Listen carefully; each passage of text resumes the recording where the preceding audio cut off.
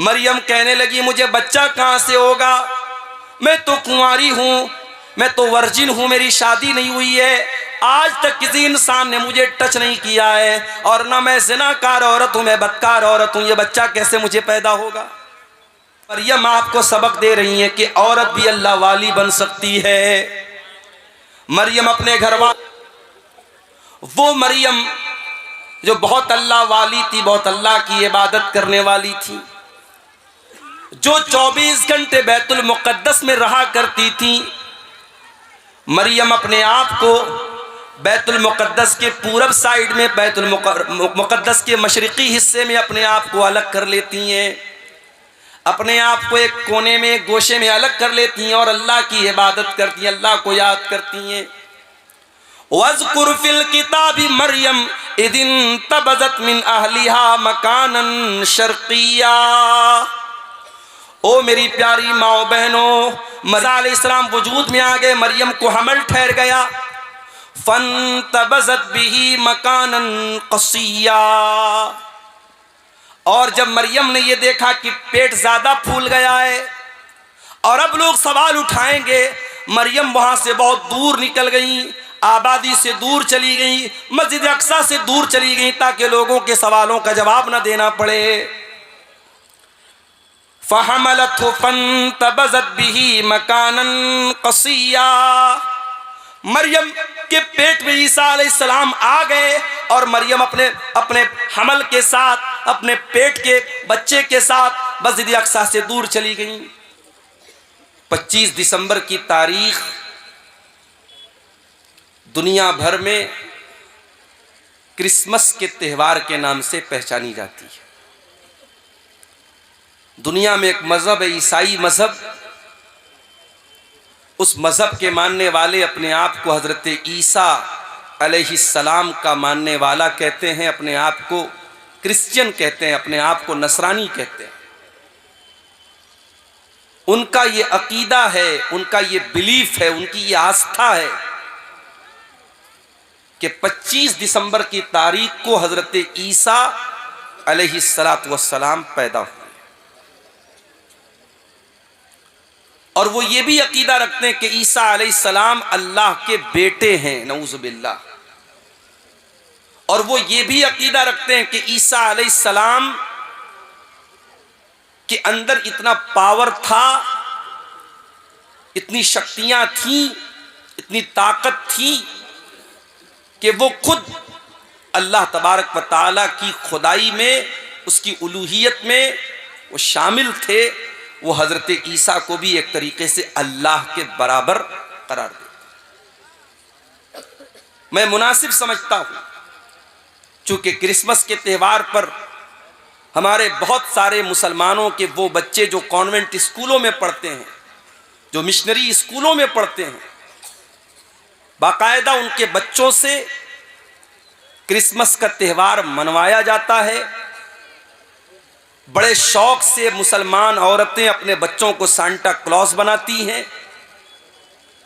स्कूलों में प्रोग्राम होते हैं और उसमें यह दिखाया जाता है कि ईसा अलैहिस्सलाम किस तरीके से पैदा हुए हैं, और मासूम बच्चों के दिल और दिमाग में ये डाला जाता है कि जीसस या ईसा ये सन ऑफ गॉड हैं, ये अल्लाह ताला के बेटे हैं, नऊज़ बिल्लाह, अल्लाह ने उनको जन्म दिया है।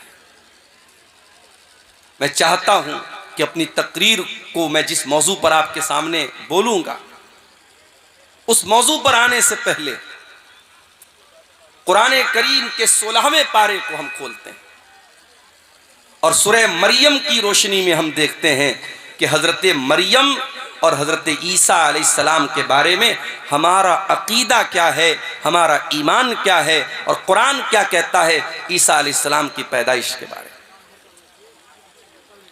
चुनांचे जब हम कुरान का 16वां पारा खोलते हैं, सूरह मरियम की आयतें देखते हैं, अल्लाह तबारक व तआला सूरह मरियम की आयत नंबर 16 से लेकर के आयत नंबर 37 तक तकरीबन 21-22 आयतों में अल्लाह तबारक व तआला हज़रत मरियम और ईसा अलैहिस्सलाम का पूरा वाक़या बयान करता है। और यही वो आयतें थीं जो हज़रत जाफ़र तैयार रज़ी अल्लाह तआला अन्हु ने हबशा के बादशाह नजाशी के दरबार में पढ़ी थी और इन आयतों को जब ट्रांसलेट किया गया और हबशा के बादशाह ने जब इन आयतों का तर्जमा सुना तो वो रोने लगा, उसकी आंखें आंसुओं से भर गईं और उसने अपने हाथों में तिनका उठाया और ज़मीन पर लाइन खींची और कहा कि अल्लाह की कसम, ईसा इब्ने मरियम का मकाम जैसा कुरान ने बताया है उससे ज़्यादा नहीं है, यही मकाम सही है जो अल्लाह ने कुरान में बयान किया। और बाद में वो बादशाह ईमान भी ले आया। और आपको शायद ये मसला मालूम हो कि हम लोग जो जनाजा गायबाना पढ़ते हैं, किसी का इंतकाल दिल्ली में हुआ, किसी का इंतकाल मुंबई में हुआ और आप कटिहार के हसनगंज में इटवा में अगर आपको मालूम हुआ बहुत बड़े अल्लामा का, बहुत बड़े मौलाना का इंतकाल हुआ और आप यहाँ पर उनकी जनाजा गायबाना पढ़ते हैं, आप पूछ लीजिए उलमा से कि जनाजा गायबाना पढ़ने की जो दलील है वो दलील यही है कि जब हबशा के उस बादशाह का इंतकाल हुआ तो अल्लाह के नबी सल्लल्लाहु अलैहि वसल्लम ने मदीना के अंदर अपने सहाबा के साथ जनाजे की नमाज पढ़ाई थी।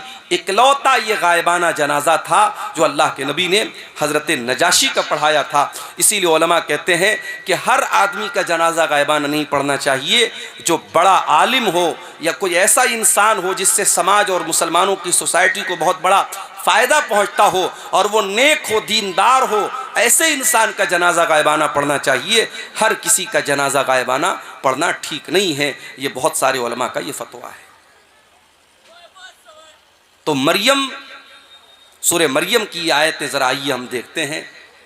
और मैं तो ये समझता हूँ कि कुरान करीम की हर आयत बहुत खूबसूरत है, मगर सूरह मरियम को जब पढ़ा जाए तो इसके अंदर एक बहुत ही खूबसूरत रिदम है, एक बहुत खूबसूरत लय है, एक बहुत खूबसूरत अंदाज है।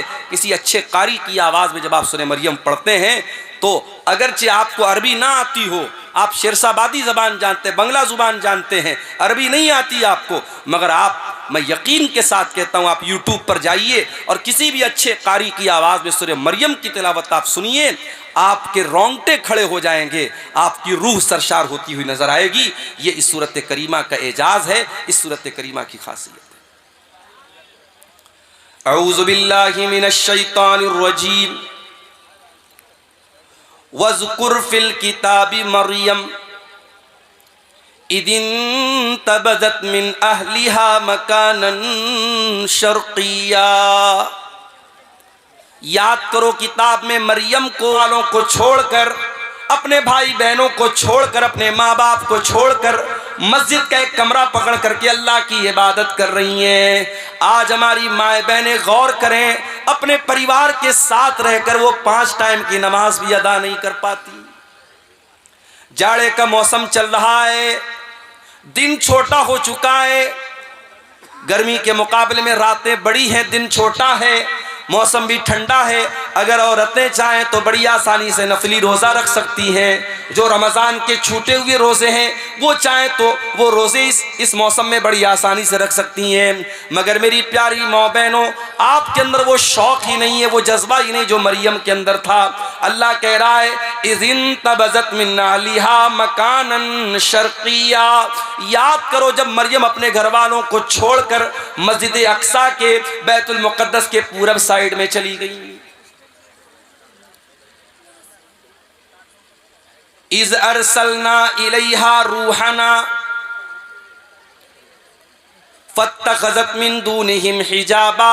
अल्लाह फरमाता है कि मरियम ने अपने बीच में और घर वालों के बीच में पर्दा लगा दिया, पर्दे में रह करके वो अल्लाह की इबादत करने लगी। फत्तखज़त मिन दूनिहिम हिजाबा फ़अरसलना इलैहा रूहना फ़तमस्सला लहा बशरन सविया। हमने अपने फरिश्ते जिब्रील को भेजा और जिब्रील एक इंसान की शक्ल में, खूबसूरत इंसान की शक्ल में मरियम के पास आए।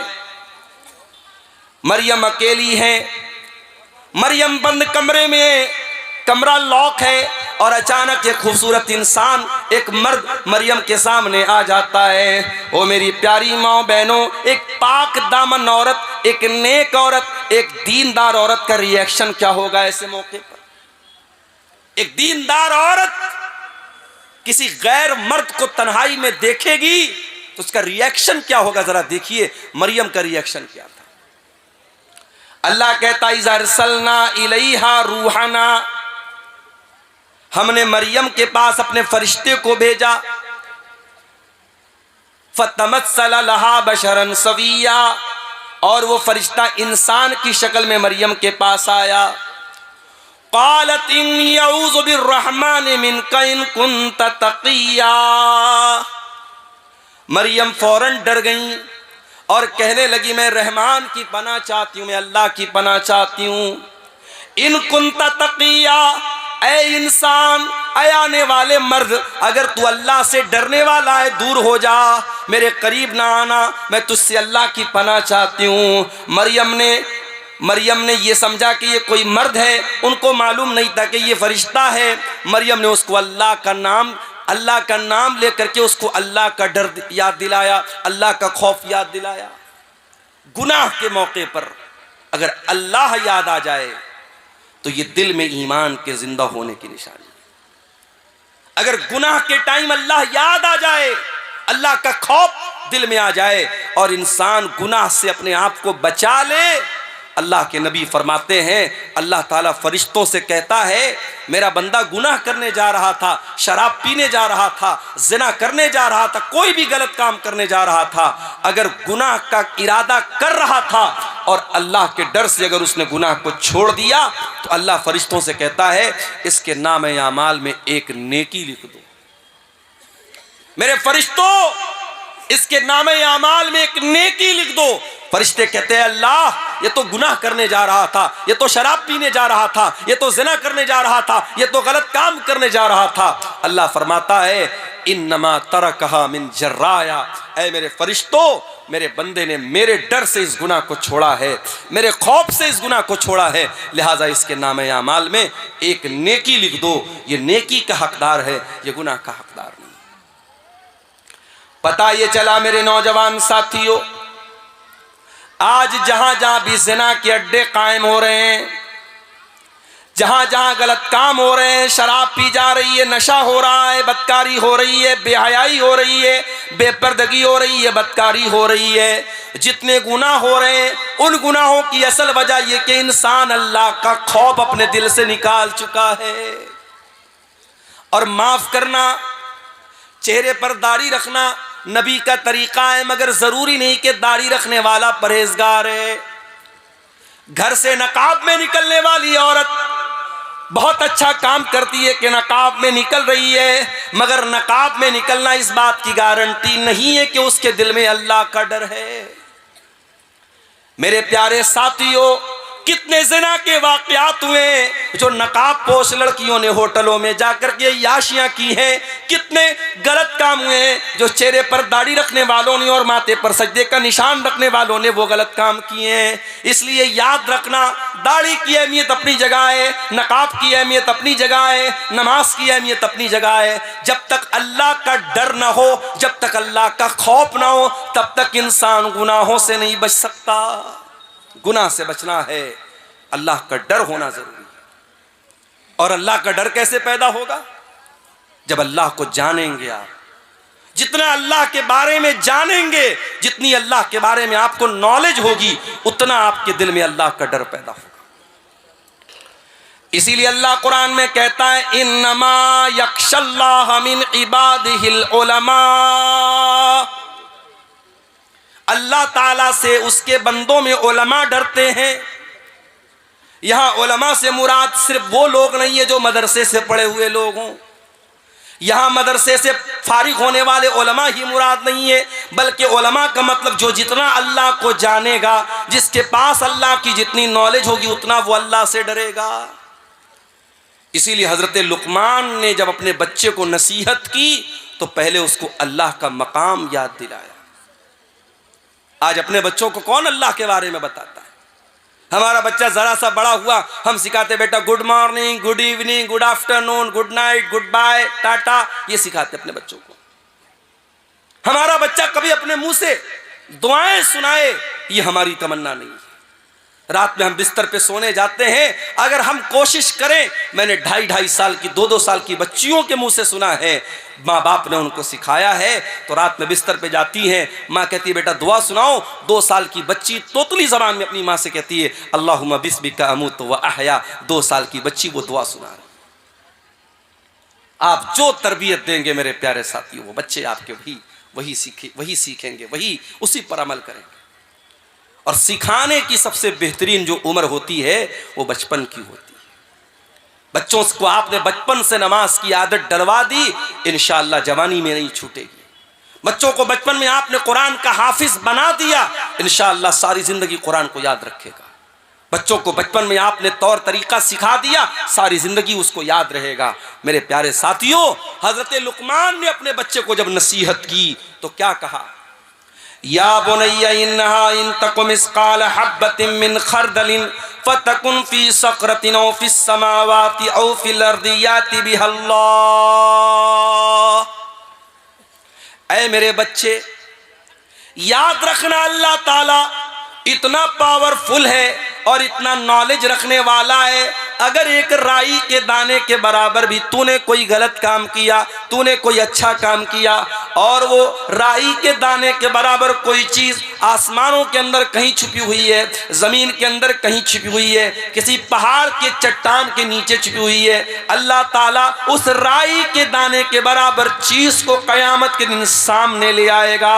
वो राई के दाने के बराबर चीज़ भी अल्लाह ताला की नज़र से ओझल नहीं हो सकती, अल्लाह की नॉलेज से बाहर नहीं हो सकती। तू क्या समझता है तेरा कमरा बंद कर लेने से, तेरे कमरे की लाइट ऑफ कर देने से, तेरे अपने मोबाइल की हिस्ट्री को डिलीट कर देने से, तेरे व्हाट्सएप की चैटिंग को खत्म कर देने से तेरे गुनाहों पर पर्दा पड़ गया? अल्लाह को नहीं मालूम है? तू अल्लाह को बेवकूफ बना लेगा? नहीं मेरे भाई, अल्लाह को सब पता है। इसलिए अगर गुनाहों से बचना है, अल्लाह को पहचानो मेरे प्यारे साथी। हजरत मरियम कहती हैं, इन्नी अऊज़ु बिर्रहमान मिनका इन कुन्त तक़िया। ऐ आने वाले इंसान, मैं रहमान की पनाह चाहती हूँ, अगर तू अल्लाह से डरने वाला है मेरे करीब ना आना, मेरे पास ना आना।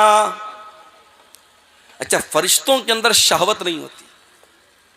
हजरत जिब्रील इंसान की शक्ल में आए हैं, मगर जिब्रील फरिश्ते हैं, और फरिश्ते के अंदर कभी डिजायर और शहवत और ख्वाहिश नहीं होती। मर्द के अंदर, इंसान के अंदर ख्वाहिश होती है। कोई कितना ही नेक इंसान हो, अगर उसके सामने औरत आएगी तो जो एक मर्द की जो के अंदर जो फितरी तौर पर औरत को पाने की जो तलब है, जो रिक्वायरमेंट है, वो जरूर कहीं ना कहीं उसके दिल में पैदा होगी। कोई मर्द अगर ये कहता है, साहब, जैसे डॉक्टर जाकिर नायक का एक बड़ा वायरल हुआ था एक मामला, उन्होंने पड़ोसी मुल्क में जब उनका दौरा हुआ, उन्होंने कहा कि अगर किसी मर्द के सामने कोई औरत मेकअप करके बैठी है और काफ़ी देर तक उसके सामने बातचीत कर रही है और मर्द को कोई फ़र्क नहीं पड़ रहा है, तो वो इसका मतलब कि वो मर्द गड़बड़ है, उसको अपना इलाज कराना है। बड़ा बवाल हुआ था उसके ऊपर। मगर डॉक्टर जाकिर नायक ने जो बात कही थी, डॉक्टर जाकिर नायक की बहुत सारी बातों से इख्तिलाफ भी है, लेकिन बहुत सारी बातें उनकी सही हैं, यहाँ वो बिल्कुल सही हैं। इसीलिए हमारी शरीयत कहती है, अगर एक मर्द और एक औरत है तो बीच में तीसरा शैतान जरूर होता है। अगर एक गैर मर्द, एक औरत गैर मर्द से अकेले में मिलेगी, मौलाना साहब मसला पूछने जा रही हूँ, मौलाना साहब की हाल चाल लेने जा रही हूँ, आलिम साहब है, ये तो बड़े नेक है, तकरीर करते हैं, बड़े दीनदार हैं, अगर एक औरत एक मर्द तन्हाई में मिलेंगे, चाहे वो मर्द उस दौर का सबसे बड़ा परहेजगार इंसान हो और वो औरत उस दौर की अल्लाह की वलिया हो, नेक औरत हो, अगर एक मर्द और एक औरत तन्हाई में मिलेंगे, अल्लाह के नबी फरमाते इल्ला वसालिसुहुम शैतान, तीसरा वहां शैतान जरूर होगा। इसीलिए इस्लाम में कोई एजुकेशन नहीं है मेरे भाई। क्लास में लड़का भी पढ़ रहा है, लड़की भी पढ़ रही है, जवान लड़का जवान लड़की, पढ़ाई कम होगी, वहां पे बदकारी और ज़नाकारी ज्यादा होगी। आज आप जाके देख लें, अभी आज की न्यूज आपको बता रहा हूं, क्रिसमस का त्यौहार मना करके एक औरत लड़की आ रही थी चेन्नई के अंदर, एक कॉलेज के अंदर, उसी कॉलेज में बिरयानी बेचने वाला एक नौजवान उस लड़की के साथ रेप करता है और उसको जख्मी भी करता है। बाद में जब मामला सामने आया, पुलिस केस बना, बड़ा बवाल हुआ, अब शायद उसको अरेस्ट भी कर लिया गया है। मेरे प्यारे साथियों, इंसान के अंदर शहवत का जो शैतान है वो कब बेदार हो जाए हम नहीं कह सकते। इसीलिए अल्लाह तबारक व तआला ने मर्द और औरत जब जवान हो जाएं उनको निकाह का हुक्म दिया है ताकि उनकी शहवत का सही इस्तेमाल हो, गलत दिशा में वो कदम न उठाएं, गलत रुख पर वो न जाए। हजरत मरियम ने जब ये कहा कि मैं रहमान की पनाह चाहती हूं, अब हजरत जिब्रील ने क्या जवाब दिया?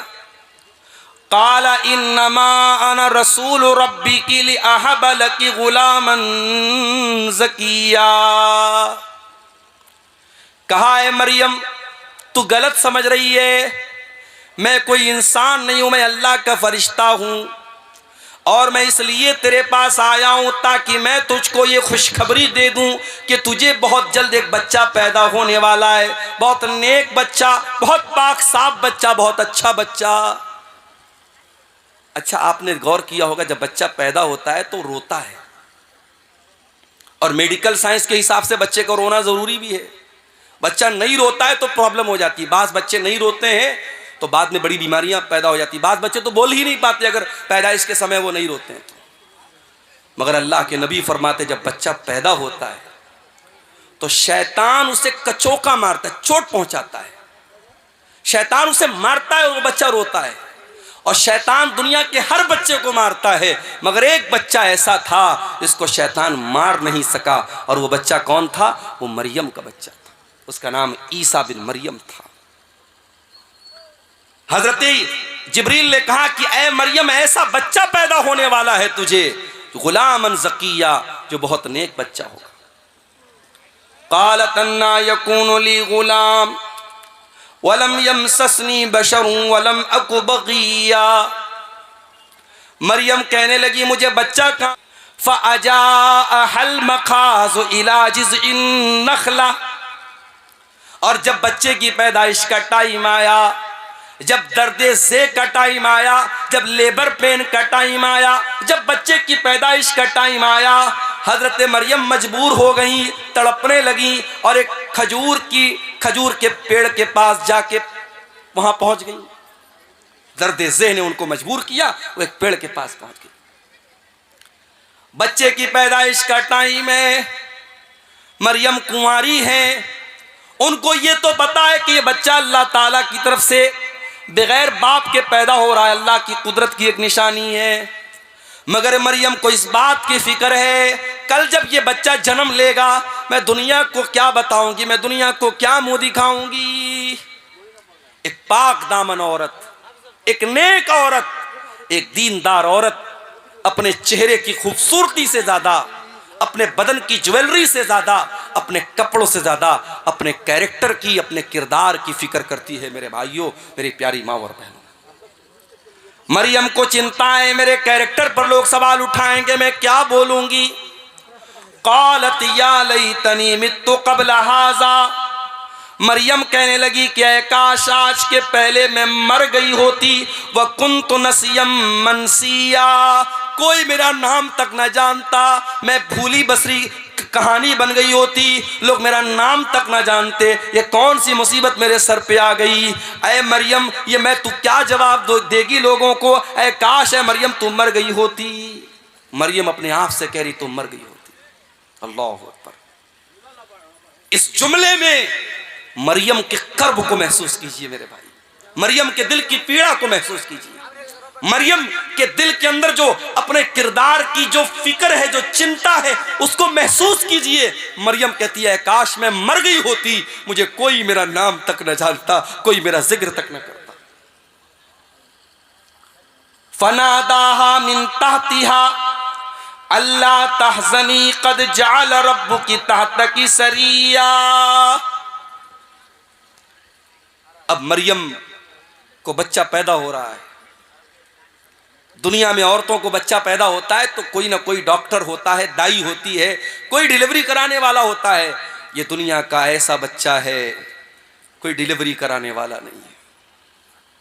फरिश्ता कहता है, फरिश्ते की आवाज आती है, ऐ मरियम तू डर मत, तू घबरा मत। कद जाल रब्बुकी तहतकी सरिया, जरा देख अल्लाह ताला ने तेरे नीचे नहर का इंतजाम कर दिया है। तुझे पानी की कमी ना हो, तू डिहाइड्रेशन का शिकार ना हो। ऐ मरियम, बच्चे की पैदाइश के बाद तुझे पानी चाहिए, कौन तुझे पानी ला के देगा? ऐ मरियम देख, अल्लाह ताला ने तेरे लिए पानी का इंतजाम कर दिया, तेरे नीचे से नहर जारी हो गई है। वहुज़्ज़ी इलैकी बिजिज़्इन नख़ला, और ऐ मरियम जरा इस खजूर के पेड़ को तू हिला के तो देख। जब तू इसको हिलाएगी, वहुज़्ज़ी इलैकी बिजिज़्इन नख़लति तुसाक़ित अलैकी रुतबन जनिया, तो तेरे ऊपर पकी हुई खजूरें गिरेंगी, ये पकी हुई खजूर तू खा लेना। बाज़ उलमा कहते हैं कि डिलीवरी के टाइम औरतों को आयरन की बड़ी कमी होती है, इसीलिए जब औरतें जब प्रेग्नेंट होती हैं तो डॉक्टर लोग उनको आयरन की टैबलेट खिलाते हैं, और खजूर के अंदर आयरन बहुत होती है।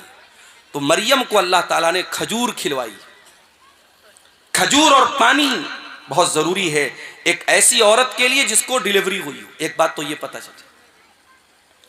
दूसरी बात ये पता चली कि पकी हुई खजूर तेरे ऊपर गिरेगी। खजूर कब पकती है भाई? खजूर दिसंबर में नहीं पकती है, खजूर जून में पकती है। बाज़ उलमा ने इस आयत से ये इस्तिदलाल किया है कि ईसा अलैहिस्सलाम कभी 25 दिसंबर को पैदा हो ही नहीं सकते, ये फर्जी तारीख है, गलत तारीख है। ईसा अलैहिस्सलाम जब भी पैदा हुए होंगे मई और जून के महीने में पैदा हुए होंगे, जो फ़लस्तीन के इलाके में मुल्क शाम में गर्मी का मौसम होता है, दिसंबर तो हर जगह सर्दी का मौसम होता है। खजूर पकी हुई खजूर तेरे ऊपर गिरेगी। अच्छा, एक सबक और मिल रहा है। मरियम को बच्चा हुआ है। औरत दुनिया की सबसे कमजोर अवस्था में कब होती है? जब बच्चा पैदा होता है।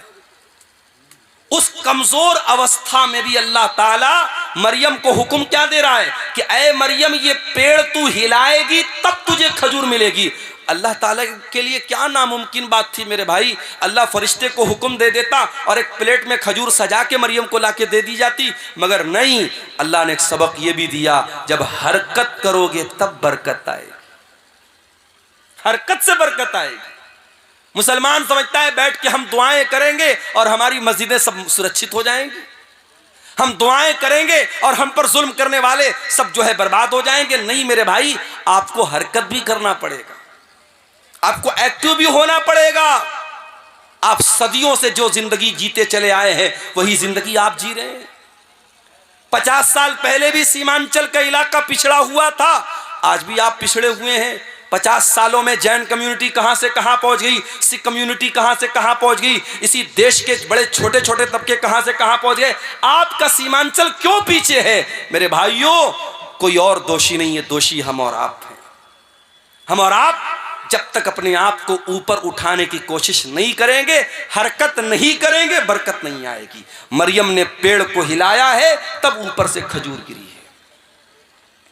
फकुली वशरबी वक़र्री आईना, ऐ मरियम तू ये खजूर खा ले, ये पानी पी ले, ये खजूर खा करके पानी पी करके वक़र्री आईना, ऐ मरियम तू अपनी आंखों को ठंडी कर ले, तू टेंशन न ले, तू चिंता न कर, तू फिक्र न कर। फकुली वशरबी वक़र्री आईना फ़इम्मा तरयिन्न मिनल बशरि अहदन फ़क़ूली इन्नी नज़रतु लिर्रहमानि सौमन फ़लन उकल्लिमल यौम इंसिया। और ऐ मरियम, कोई इंसान अगर नजर आ जाए और कोई पूछने लगे ये बच्चा किसका है, ये बच्चा कहां से आया, तो ऐ मरियम तू बात मत करना, तो इशारे से कह देना कि मैंने 3 दिन का रोजा रखा है। उस जमाने में जब लोग रोजा रखते थे तो बात नहीं करते थे, रोजे में कलाम भी मना था। अल्लाह का फजलो करम है, हम लोग रोजा रखते हैं तो हम लोग को तो बातचीत करने की आज़ादी है। उस जमाने में एक रोजा ऐसा होता था जिसमें बातचीत भी लोग नहीं करते थे। कहा है मरियम, जब कोई तुझसे बात करने की कोशिश करे तो तू बता दे कि मैंने अल्लाह की नजर मानी है, मैं 3 दिन तक किसी से बात नहीं करूंगी। 3 दिन गुजर गए। फ़अतत बिही क़ौमहा तहमिलुहु, मरियम अपने बच्चे को गोद में लेकर के आई। मरियम अपने बच्चे को गोद में लेकर अपनी कौम के पास आई। कौम के लोगों ने कुंवारी मरियम की गोद में बच्चा देखा। सारी कौम जानती है मरियम कुंवारी है, उनकी शादी नहीं हुई है। मरियम की गोद में बच्चा देखकर कालू लक़द जीति शैअन फरिया, कहा है मरियम ये बहुत बड़ा तू गुनाह करके आई है, बहुत बड़ा पाप करके आई है। या उख्ता हारून, ऐ हारून की बहन, माँ कान अबू किम्रा सौई व माँ कान तुम की बगिया, ऐ हारून की बहन, न तो तेरा बाप बुरा आदमी था न तेरी माँ बदचलन थी, तूने ये गंदा काम कैसे कर दिया। अच्छा, ये मरियम के कोई भाई थे जिनका नाम हारून था। ये वो वाले हारून नहीं, मूसा अलैहिस्सलाम के बड़े भाई हारून वो मुराद नहीं, कोई और हारून है जो उनके भाई थे, मरियम के भाई थे। अच्छा, एक बात और पता चली, लोगों ने 3 रिश्तों का नाम लिया। ऐ हारून की बहन, इसका मतलब हारून कोई बहुत नेक आदमी था जो मरियम का भाई था। ऐ हारून की बहन, तेरा भाई इतना नेक इंसान, तेरा बाप इतना नेक इंसान, तेरी माँ इतनी अच्छे किरदार और कैरेक्टर की, तू कैसे पापी निकल गई। पता ये चला कि ये त्रिकोण है। अगर किसी लड़की का भाई ठीक ठाक है, लड़की का बाप ठीक ठाक है और लड़की की माँ ठीक ठाक है, तो लड़की के बिगड़ने के चांसेस बहुत कम है। लेकिन जिस लड़की का भाई गड़बड़ हो, भाई की गर्लफ्रेंड है, तो यकीनन उस बहन का भी कोई बॉयफ्रेंड होगा। किसी ने बड़ा अच्छा जुमला कहा था कि ऐ वैलेंटाइंस डे पर किसी लड़की को फूल देने वाले, जा देख तेरी बहन को भी कोई फूल दे रहा होगा। और इसीलिए अल्लाह कुरान में जब ज़िना का जिक्र करता है, अल्लाह कहता है वला तक़रबुज़ ज़िना इन्नहु काना फ़ाहिशतन व साअ सबीला। ऐ मेरे बंदो, तुम ज़िना के करीब भी न जाना, ये बड़ा गंदा काम है, बहुत ही बुरा रास्ता है। अल्लाह ने ज़िना को रास्ता कहा है। रास्ता क्यों कहा है भाई? जिस रास्ते पर आप चलेंगे उसी रास्ते पर कोई दूसरा चल के आपके घर की दहलीज तक आएगा। अगर आप किसी दूसरे की इज्जत व आबरू को छेड़ेंगे, कोई आपके घर की इज्जत पर भी डाका जरूर डालेगा। ये इसको हम मुतलक तौर पे इसको अल्लाह का कानून तो नहीं कह सकते, मगर दुनिया का तजर्बा और मुशाहदा यही बताता है। कहा है हारून की बहन, तेरा भाई अच्छा इंसान, तेरा बाप अच्छा इंसान, तेरी माँ अच्छी औरत, तू कैसे इतना गंदा काम कर बैठी, तूने ये गंदा काम क्यों कर दिया। मरियम क्या जवाब देती? मरियम के पास कोई जवाब नहीं है। मरियम जवाब देंगी, कौम के लोग मानने वाले नहीं है। फ़अशारत इलैहि, मरियम ने अपने बच्चे की तरफ इशारा किया। क़ालू कैफ़ नुकल्लिमु मन काना फ़िल महदि सबिया। कौम के लोगों ने कहा कि ऐ मरियम, क्या मजाक कर रही है, इस दूध पीते बच्चे से हम क्या बात करें? तू जवाब दे, तू माँ है, तू जवाब दे, हम इस बच्चे से क्या बात करें? तू कैसी बेवकूफ़ी की बात कर रही है? तू बच्चे की तरफ क्यों इशारा कर रही है? हम बच्चे से कैसे बात करें? अल्लाह अकबर। जब एक पाक दामन औरत के कैरेक्टर पर दाग लगाने की कोशिश हुई, एक पाकीज़ा औरत के किरदार पर जब लोगों ने धब्बा लगाने की कोशिश की, अल्लाह ने उसके दूध पीते बच्चे को ज़बान दे दी। दूध पीता बच्चा हमारे और आपके सामने थोड़ी बोलता है। दूध पीता बच्चा तो खाली रोता है, भूख लगे तब रोता है, प्यास लगे तब रोता है, पेट में दर्द हो तब रोता है। मगर ईसा बिन मरियम अपनी माँ की गोद में बोलते हैं। क़ाल इन्नी अब्दुल्लाह आतानी अल किताब वजअलनी नबिया वजअलनी मुबारकन ऐनमा कुन्तु वअौसानी बिस्सलाति वज़्ज़काति मा दुम्तु हय्या वबर्रम बिवालिदती वलम यजअलनी जब्बारन शक़िया। अल्लाहु अकबर।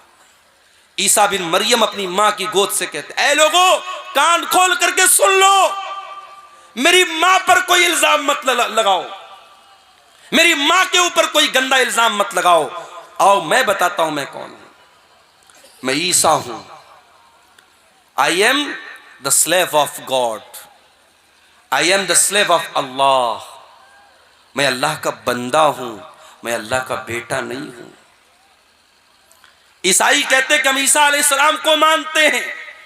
उनके चर्चों के बाहर ईसा अलैहिस्सलाम की बातें लिखी होती हैं। उनके चर्च के ऊपर ईसा अलैहिस्सलाम की फोटो लगी रहती है। वो क्रिसमस पर ईसा अलैहिस्सलाम की मूर्ति बना के दुनिया को दिखाते ईसा कैसे पैदा हुए। मगर ईसाइयों से जाके जरा पूछो कि ऐ ईसाइयों, तुमसे बड़ा बदनसीब कौन होगा कि जिस पैगंबर से तुम मोहब्बत का दावा करते हो, उस पैगंबर ने दुनिया में जन्म लेने के बाद सबसे पहली बात जो उस नबी की जबान से निकली है तुम उसी पर ईमान नहीं रखते हो। वो नबी कह रहा है मैं अल्लाह का बंदा हूं और तुम कहते हो ईसा अल्लाह के बेटे थे। कितना फर्क है तुम्हारे अकीदे में और ईसा अलैहिस्सलाम की तालीमात में। ईसा अलैहिस्सलाम दुनिया में जन्म लेने के बाद पहली बात ये कह रहे हैं इन्नी अब्दुल्लाह, मैं अल्लाह का बंदा हूं। और ऐ लोगों, अल्लाह ने मुझे किताब दी है। अभी मैं माँ की गोद में खेल रहा हूं, मगर अल्लाह मुझे किताब देगा जिसका नाम इंजील होगा। और अल्लाह ने मुझे नबी भी बना लिया है और मैं बरकत वाला हूं। जहां भी रहूंगा बरकत के साथ रहूंगा। और अल्लाह ने मुझे नमाज का हुक्म दिया है और ज़कात का हुक्म दिया है। जब तक मैं जिंदा रहूंगा नमाज पढ़ता रहूंगा, ज़कात देता रहूंगा। कितने अफसोस की बात है। ईसाई शराब पीता है, ईसाई ज़िना करता है, ईसाई गलत काम करता है, अपने चर्च में जाता है, वहां चर्च का पादरी कहता है कि तूने शराब पिया है, तूने ज़िना किया है, तूने मर्डर किया है, कोई बात नहीं, ले उसको शराब पिलाता है। ईसाई का जो पादरी होता है वो शराब पिलाता है और ये कहता है कि तेरे जितने पाप हैं वो अल्लाह के बेटे ने, गॉड के बेटे ने अपने ऊपर ले लिया। गॉड का बेटा सूली पर चढ़ गया और गॉड का बेटा तेरे सारे गुनाहों को अपने सर पे लेके जा चुका है। अब तुझे कोई टेंशन लेने की बात नहीं। अल्लाह अकबर, कितना कितना गलत है ये अकीदा। ईसा इब्ने मरियम दुनिया में आने के बाद कहते हैं नमाज पढ़ने का मुझे हुक्म मिला है, मैं नमाज जब तक जिंदा रहूंगा पढ़ता रहूंगा। पता ये चला इस्लाम में कोई शॉर्टकट नहीं है कि तुम्हारी नमाज कोई और पढ़ लेगा, तुम्हारी मगफरत कोई और करवा देगा। नहीं, तुमको नमाज पढ़नी पड़ेगी, तुमको रोज़ा रखना पड़ेगा, तुमको ज़कात देनी पड़ेगी। ईसा इब्ने मरियम कहते जब तक मैं ज़िंदा रहूँगा अल्लाह ने मुझे हुक्म दिया है कि मैं नमाज पढ़ता रहूँ, मैं ज़कात अदा करता रहूँ। वबर्रम बिवालिदती, और अल्लाह ताला ने मुझे अपनी माँ के साथ अच्छा सलूक करने का हुक्म दिया है। वलम यजअलनी जब्बारन शक़िया, और अल्लाह ताला ने मुझे सरकश नहीं बनाया, मुझे बदबख्त नहीं बनाया, मुझे बदनसीब नहीं बनाया। अल्लाह ने मुझे अच्छे नसीब वाला बनाया है। इतनी बात कहने के बाद ईसा इब्ने मरियम कहते हैं वस्सलामु अलैया यौम वुलिदतु व यौम अमूतु व यौम उबअसु हय्या, मेरे ऊपर उस दिन भी सलाम जिस दिन मैं पैदा हुआ, उस दिन भी सलाम जिस दिन मैं मरूंगा, और उस दिन भी सलाम जिस दिन मैं जिंदा उठाया जाऊंगा। हमारा अकीदा ये है। ईसा अलैहिस्सलाम सूली पर नहीं चढ़ाए गए। कान खोल करके सुन लो मेरे भाइयों, ये अकीदा समझ लो।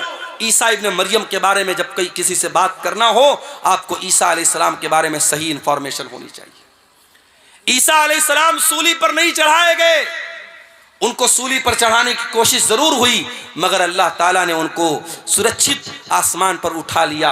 वो अपने शरीर के साथ, अपने जिस्म के साथ और अपनी रूह के साथ आसमान पर उठा लिए गए। उनकी जगह उनके एक हमशक्ल को यहूदियों ने सूली पर चढ़ा दिया। वमा क़तलूहु वमा सलबूहु, न तो ईसा को कत्ल किया उन्होंने, न ईसा को सूली पर चढ़ाया। वलाकिन शुब्बिया लहुम, बल्कि ईसा अलैहिस्सलाम का एक हमशक्ल उनके सामने पेश किया गया और उसको उन्होंने सूली पर चढ़ाया।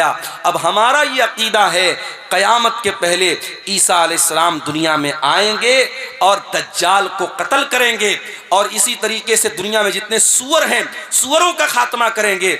और ईसा अलैहिस्सलाम जब आएंगे और वो जिहाद करेंगे तो वो अहले किताब से भी जिहाद करेंगे, यहूद और नसारा से भी जिहाद करेंगे। और जब ईसा अलैहिस्सलाम यहूद और नसारा से जिहाद करेंगे तो उनको जिजिया का ऑप्शन नहीं देंगे, वो डायरेक्ट दो ऑप्शन देंगे, या तो इस्लाम कबूल करो या फिर मुझसे जंग करो। तो उनके ज़माने में जिजिया का ऑप्शन ख़त्म हो जाएगा। और इसी तरीके से ईसा इब्ने मरियम दुनिया में आएंगे और कई साल तक रहेंगे। उनके दौर में अमन और चैन और सुकून रहेगा, और फिर वो नेचुरल अपनी मौत से हमकनार होंगे, उनको मौत आएगी और और फिर वो अल्लाह ताला को प्यारे होंगे, अल्लाह के पास जाएंगे। ये हमारा अकीदा है। इसीलिए अल्लाह जब इस वाक़े को बयान करता है, अल्लाह कहता है ज़ालिका ईसा इब्नु मरियम क़ौलल हक़्क़िल्लज़ी फ़ीही यमतरून। ये ईसा इब्ने मरियम है, ये अल्लाह के सच्चे कौल हैं, अल्लाह की सच्ची बात इनके बारे में है जिनके बारे में लोग शक और शुबहा कर रहे हैं। तो हज़रत ईसा अलैहिस्सलाम के बारे में ये मोटी मोटी बात मैंने सोचा कि आपके सामने रख दूं, ताकि ईसा अलैहिस्सलाम के बारे में एक सही विचारधारा, एक सही नज़रिया आपके दिलो दिमाग में पैदा हो जाए। अल्लाह ताला हम सबको हज़रत ईसा अलैहिस्सलाम, अच्छा ये भी याद रखिए, ईसा अलैहिस्सलाम के बारे में दुनिया में 3 गिरोह पाए जाते हैं। एक ईसाइयों का गिरोह है जो ईसा अलैहिस्सलाम को अल्लाह का बेटा करार देता है, अल्लाह के बराबर करार देता है, वो भी गुमराह है। और एक यहूदियों का तबका है जो ईसा अलैहिस्सलाम को बुरा भला कहता है, उनको हराम की औलाद कहता है, उनको नऊज़ुबिल्लाह ज़िना की औलाद कहता है। यहूदी भी हज़रत ईसा से दुश्मनी में गुमराह हुए, ईसाई उनसे मोहब्बत में गुमराह हुए, यहूदी उनसे दुश्मनी में गुमराह हुए। और एक तबका ऐसा है जो ईसा अलैहिस्सलाम पर ईमान भी रखता है, उनको के बारे में यह अकीदा रखता है वो अल्लाह के नबी थे, वो अल्लाह के पैगम्बर थे, बग़ैर बाप के पैदा हुए थे और अल्लाह ताला ने उनके हाथ पर बहुत सारे मोजज़ात दिखाए थे। और इस तबके को मुसलमान कहते हैं। हम और आप ईसा इब्ने मरियम के ऊपर ईमान रखते हैं। मेरे अजीज़ों, इस तमहीदी गुफ्तगू के बाद मैंने जो नज़्म पढ़ी थी तकरीर के बाद, आपने गौर किया होगा उस नज़्म में मैंने नौजवानों को खिताब किया था। आज हमारे कौम में अगर कोई तबका ऐसा है जो सबसे ज़्यादा जिस पर काम करने की ज़रूरत है तो वो तबका नौजवानों का तबका है। और दुनिया की हर कौम अपने नौजवानों को ट्रेंड करती है, अपने नौजवानों को मजबूत करती है, अपने नौजवानों पर मेहनत करती है। आज हमारी कौम का नौजवान कहां जा रहा है मेरे भाई? हमारे नबी की सीरत उठा करके देखिए।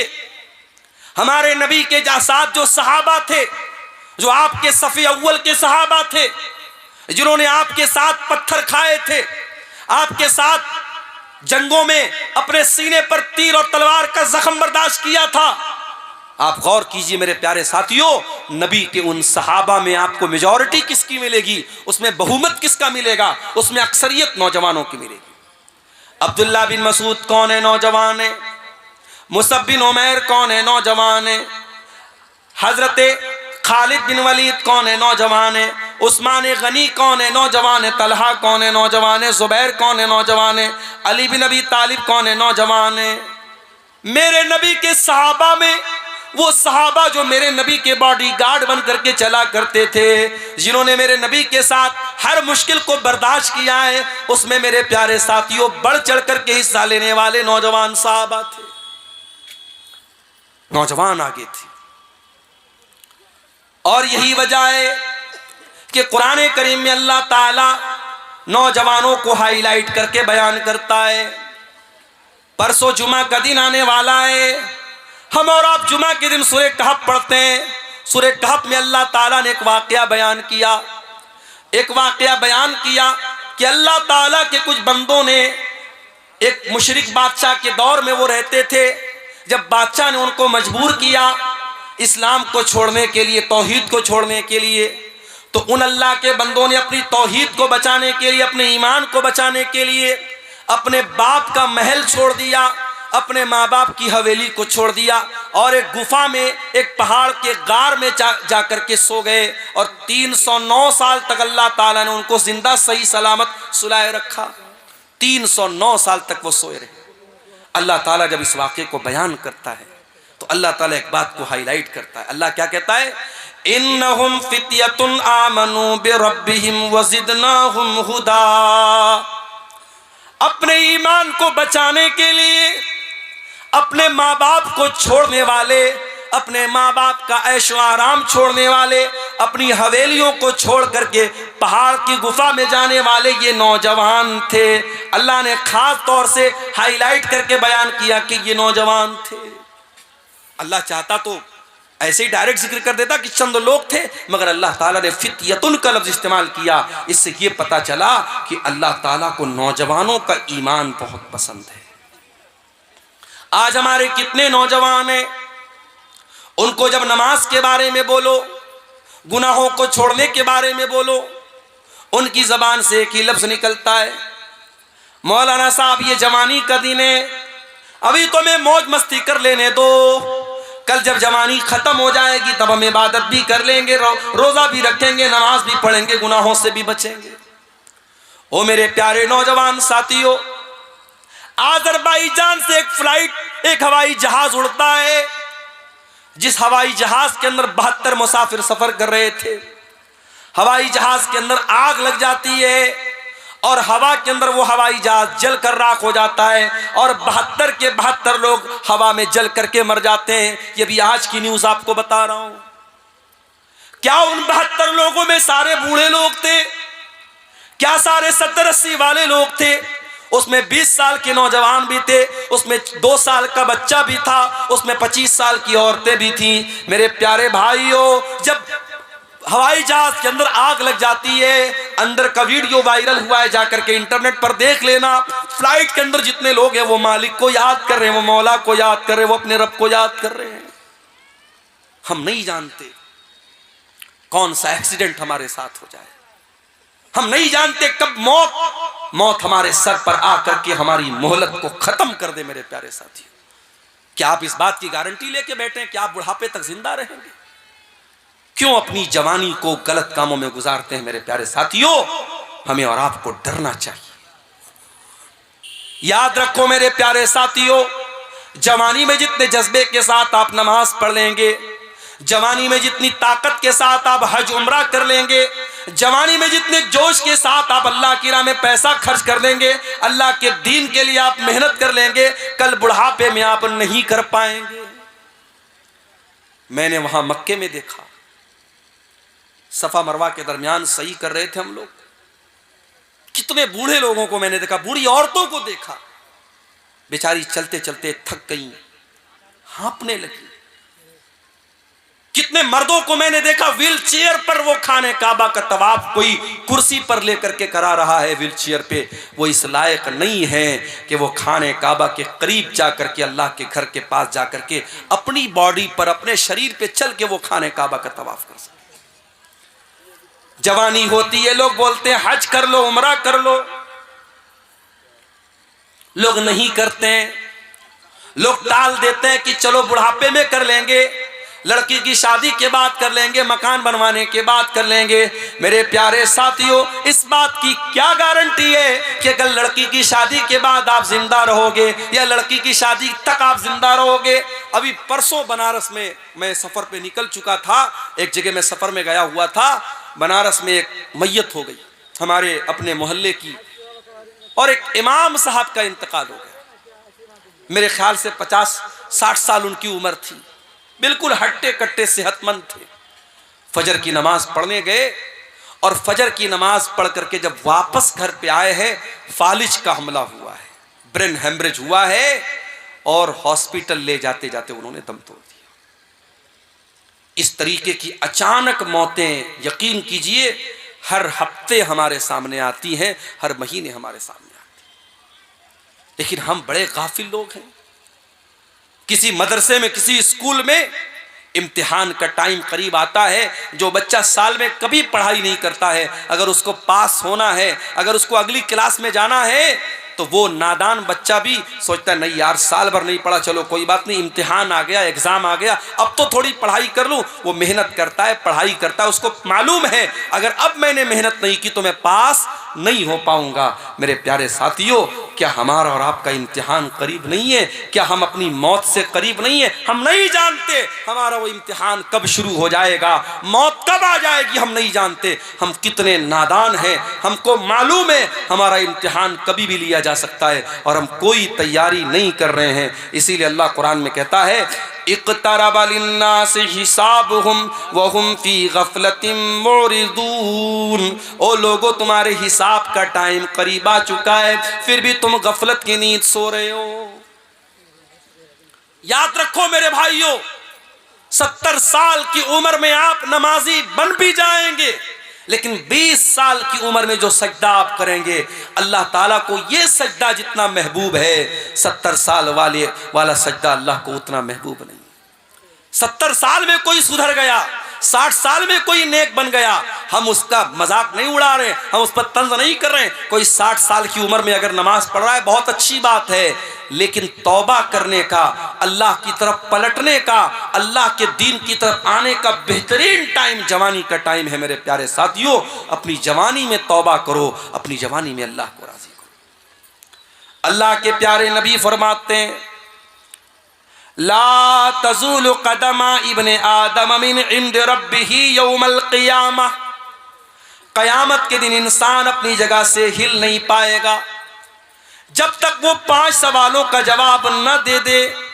इन 5 सवालों का जवाब अब्दुल गफ्फार साहब को भी देना पड़ेगा, इन 5 सवालों का जवाब हुसैन सलफ़ी साहब को भी देना पड़ेगा, हमारे नाज़िम इजलास साहब को भी देना पड़ेगा, उस्मान मुखिया साहब को भी देना पड़ेगा, पढ़े लिखे को भी देना पड़ेगा, अनपढ़ को भी देना पड़ेगा, दौलतमंद को भी देना पड़ेगा, गरीब को भी देना पड़ेगा, सीमांचल के लोगों को भी देना पड़ेगा, नॉर्थ इंडिया के लोगों को, साउथ इंडिया के लोगों को, सारे बंदों को, सारे इंसानों को देना पड़ेगा। ला तज़ूलु क़दमा इब्ने आदम, जो आदम का बेटा है, जो इंसान है, जो मर्द है, जो औरत है, हर इंसान को, हर मर्द औरत को इन 5 सवालों का जवाब देना है।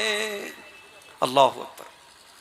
दुनिया का कौन सा एग्जामिनर है जो एग्जाम के पहले आपको पेपर आउट कर दे?